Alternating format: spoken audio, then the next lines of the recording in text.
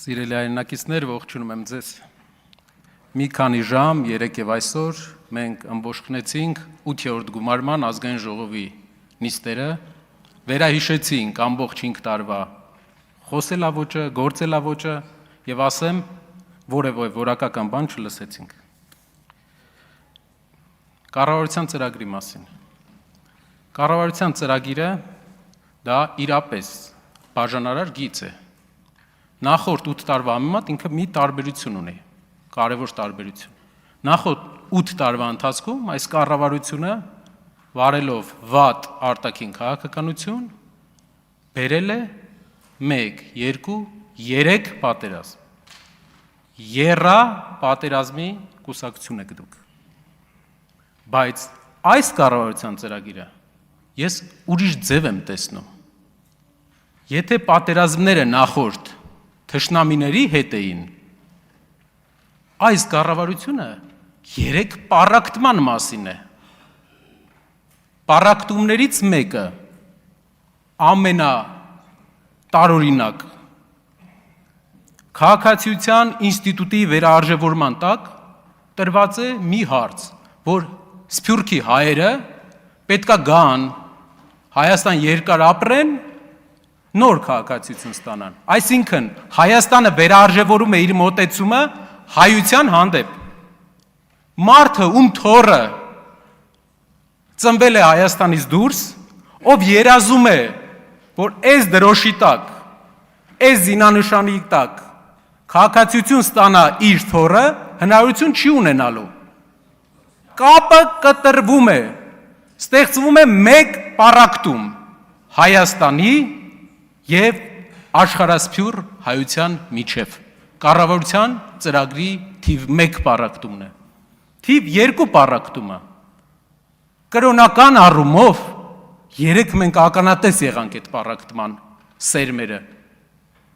Հայ եկեղեցու, այն եկեղեցու, որին հետևում հավատում են մեր բնակչության 97%-ը, հետևորդների միջև պառակտում վեհափառի և ինչ որ մտածածին օրակարգի միջև, պառակտում հավատացյալների միջև։ Սա երկրորդ պառակտումն է։ Երրորդ պառակտումը մեր ու մեր անցյալի միջև, մեր հանրապետության, մեր 1000 ամյա դադարից հետո վերաստեղծված հանրապետության անկախության հռչակագրի ծննդականի հիմքի միջև պառակտումն է։ Ինչ էր անկախությունը, ինչու ենք մենք ուրախացել այդ անկախությունից, ինչ ուժերից ենք անկախացել, ում տակ ենք հայ ժողովուրդը մաքարել 1000 տարի, խաների տակ, գենսեկների տակ, այո, շահերի տակ, իսկ ովքեր են այդ խաները։ Այդ խաները բեղերով խաներ են, 50 տարի երկիրը, իրենց երկրները կառավարող, մեր ժողովրդին հարստահարող, այդ մարդկանցից ենք մենք անկախացել։ Այդ մարդկանց մաքարանքի միջով հայ ժողովուրդը այդ մարդկանց տակից բերել է անկախություն։ Իսկ հիմա ինչպես ենք, ինչ ենք ուզում անենք մենք, մի նոր խանի ցուցումով փոխենք մեր անկախության հռչակագիրը, մեր ծննդականը, մի նոր խանի հրամանով մենք փոխենք այն հռչակագիրը, որը մեզ ազատագրեց այդ խաներից։ Մեր հարևան երկրի առաջնորդի ընտանիքը 50 տարի իշխում է այդ երկիրը։ Աշխարհի ամենաժողովրդավար երկիրը չի, եւս մեկ անգամ ասեմ։ Եվ այդ մարդու ցուցումով այն ազգը, որը 1000 տարի, տասնյակ սերունդներ մաքարել է դրա դեմ, իր հրամանով պետքա փոխի մեր երկրի ստեղծման փաստաթուղթը։ Սա անարգանք է մեր հանդեպ։ Սա անընդունելի է անկախության հռչակագրի տեքստի ամբողջական փոխումը, հանումը։ Կառավարության ղեկավարը այստեղ ելույթի ժամանակ մի օրակարգ առաջարկեց։ Ասեց, մինչև այս մենք դիմադրել ենք։ Եկեք դադարենք դիմադրելուց։ Եկեք պայմանավորվենք մեր դարավոր հակառակորդի հետ,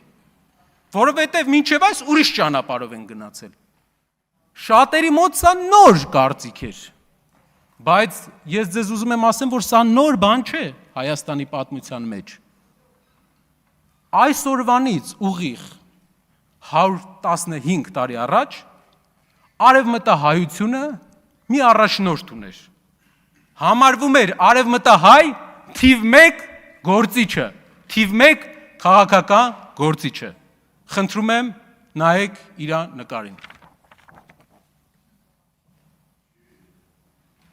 Այս գլխարկով մարդը, ցիլոյով մարդը Գրիգոր Զոհրաբն է։ Նա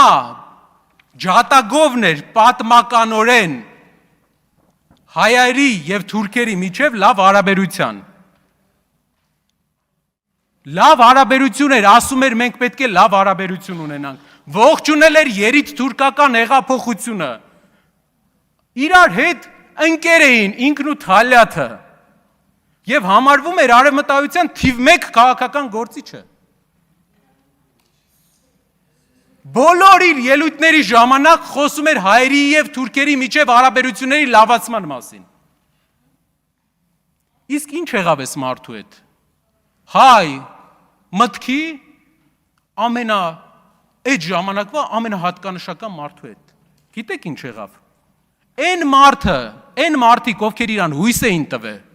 որ հայերի ու թուրքերի միջև խաղաղություն կլինի եւ այն օրակարգը խաղաղություն կլինի, բայց այն օրակարգը, որ նա էր սպասարկում ընկերության, թուլացնելով մեր ինքնապաշտպանական բնազդը, բոլոր մտավորականությանը Կոստանդնուպոլսից կալանավորելով եւ անապատ տանելով հերթ հասավ Իրան։ Գրիգոր Զոհրաբը կալանավորվել է Թալյաթի հետ հանդիպման մյուս օրը, իրար հետ կարդ խաղալու մյուս օրը։ Եդեսիայի ճանապարհին թուրքերը այս մարդու, ով հայ քաղաքական մտքի բարձր ներկայացուցիչն էր, թուրքերը այս մարդու գլուխը քարերով են բացել ու թողել են Եդեսիայի ճանապարհներին։ Մինչ դա 6 տարի առաջ դրանից այս մարդը ասում էր, որ մենք եկել ենք երկարատև համերաշխության։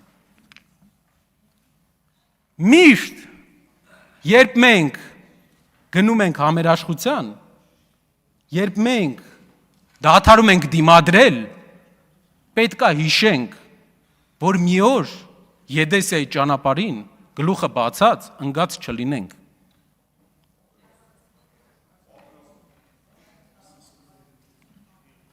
Երբ ես ասեցի, որ կա խզում Հայաստանի կառավարության ղեկավարի եւ Ալիևի խոսույթի միջև, այստեղից ողջունեցին դա, ասեցին, տեսեք, միտեղ կա խզում, այո, միտեղ կա խզում։ Դուք ասում եք 4-րդ հանրապետություն, այդ նույն բանին Ալիևը ասում է կապիտուլյացիա։ Շնորհակալություն։